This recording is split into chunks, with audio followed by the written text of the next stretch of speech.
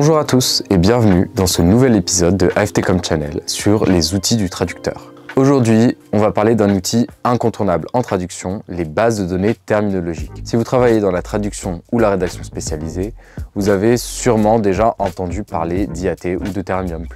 Mais en réalité, vous en doutez, les bases de données disponibles ne se limitent pas à ces deux sites. Il existe en effet de nombreuses autres bases de données terminologiques adaptées à des secteurs spécifiques. Et aujourd'hui, sur AFTCom Channel, on va vous parler des bases terminologiques en général pour comprendre ce dont il s'agit, voir pourquoi ce sont des outils cruciaux pour les traducteurs et les rédacteurs, et découvrir quelques bases terminologiques en plus de IAT et Termium. Alors tout d'abord, le principe de base, une base terminologique, c'est quoi? Une base terminologique, c'est un peu comme une sorte de glossaire très précis, multilingue le plus souvent, un référentiel de termes spécialisés dans différentes langues. Cette base de données permet aux traducteurs et aux rédacteurs de trouver la terminologie, le vocabulaire exact, utilisé dans un domaine précis, avec des définitions, des équivalents linguistiques et parfois même, dans l'idéal, des exemples d'usage. Ces bases sont particulièrement utiles pour assurer la cohérence et la précision des traductions, notamment dans les secteurs techniques, juridiques, scientifiques, institutionnels. Les bases de données terminologiques les plus utilisées, on a les deux références incontournables. IAT, Interactive Terminology for Europe, c'est la base officielle de l'Union européenne. Elle couvre des domaines très variés. Le droit, la finance, l'environnement, les sciences, la médecine, pour ne citer que cela. IAT, elle contient des millions de termes dans les 24 langues officielles de l'UE et même en latin et également en multilingue, pour reprendre les termes. IAT, elle est mise à jour en continu par les traducteurs et les linguistes des institutions européennes. Enfin, IAT, elle est disponible gratuitement sur iat.europa.eu.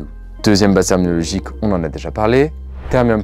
Base terminologique du gouvernement canadien, spécialisée en français, anglais et espagnol, très utilisée en traduction administrative, juridique et technique. Elle inclut des équivalents, des définitions et des références à des sources officielles. Ici aussi, elle est accessible gratuitement sur le lien que je vous mets ici. On ne saurait parler des bases terminologiques sans mentionner Harrops. C'est une base de données terminologiques bien connue dans le monde de la traduction, particulièrement utile pour les traductions générales, mais aussi pour des domaines spécialisés comme le commerce, la technologie et les sciences humaines. Harrops propose des équivalents en anglais et en français, ainsi que des définitions détaillées. Bien que plus concis que des bases comme IAT ou Termium, Harrops, ça reste un excellent outil pour la recherche rapide de termes dans un registre plus général. Pour y accéder, vous pouvez tout simplement cliquer ici. Une autre base généraliste et technique, canadienne encore une fois, le Grand Dictionnaire terminologique. Il a été développé par l'Office québécois de la langue française et couvre des domaines variés, notamment technologie et industrie. Il se focalise avant tout sur les termes français et propose des équivalents en anglais. Vous pouvez le trouver en cliquant sur ce lien. Plus diversifié cette fois-ci, on va parler de Euroterm Bank. Euroterm Bank, c'est une base multilingue et elle couvre notamment les langues d'Europe centrale et orientale. Elle est très utile pour les traducteurs qui travaillent avec des langues comme le letton, l'estonien, le hongrois et même le russe. Et on peut y accéder ici. Si vous voulez trouver de la terminologie spécialisée dans les institutions internationales, alors je ne peux que vous recommander de vous rendre sur unterm.un.org. C'est la base de données des Nations Unies. Elle est utilisée pour les textes officiels en anglais, en français, en espagnol, en russe, en chinois et en arabe. Elle contient des termes liés à la diplomatie, aux droits de l'homme et aux affaires internationales.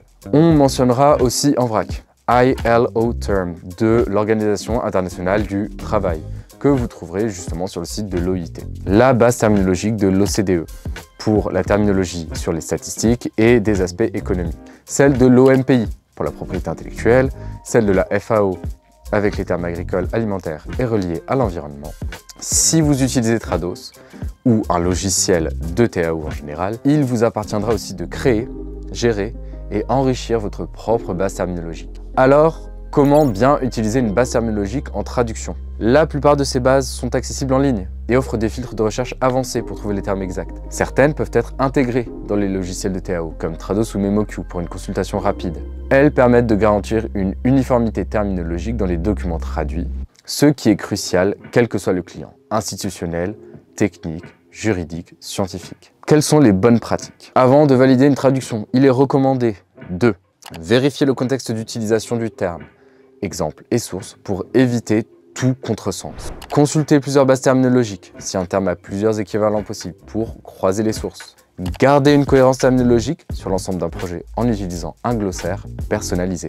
Quels sont les points essentiels à retenir sur les bases terminologiques? Elles sont essentielles pour assurer précision et cohérence en traduction et gérer les informations du vocabulaire que vous utilisez. Certaines sont spécialisées, d'autres sont beaucoup plus englobantes, comme IAT. Elles permettent de gagner du temps et de la qualité et d'éviter les erreurs dans les secteurs techniques et institutionnels. Voilà pour cette présentation des bases terminologiques. Si vous souhaitez approfondir le sujet, je vous encourage à explorer ces outils et à les intégrer dans votre processus de traduction et évidemment à créer votre propre base terminologique. Moi, je vous dis à la semaine prochaine pour un nouvel épisode qui sera cette fois-ci consacré aux mémoires de traduction.